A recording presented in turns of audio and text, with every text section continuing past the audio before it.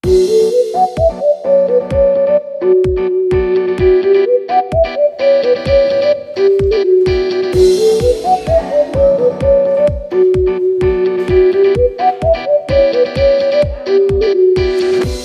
triede sme jeden po druhom čítali knihu o Čajke a Kocúrovi, ktorý ju naučil lietať.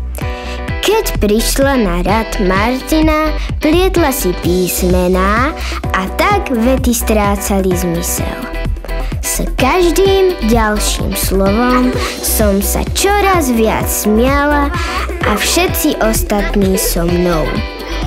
Doteraz si pamätám, ako Martina zostala celá červená v tvári s podlomeným hlasom a očami plné slz.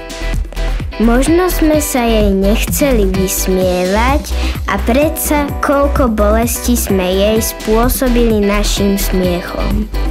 Prenasledovanie nie je len 2000 rokov vzdialená spomienka.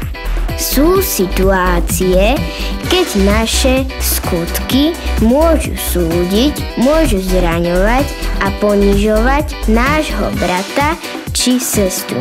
Spôsobiť niekomu bolesť nám mohlo niekedy priniesť trošku radosti, pretože sme za tie utrpenia zamaskovali naše vlastné starosti.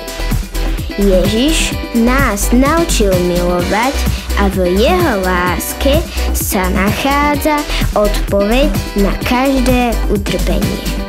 Musíme byť ochotní zniesť všetko, len aby sme neublížili druhým, ba naopak, aby sme im preukazovali dobro.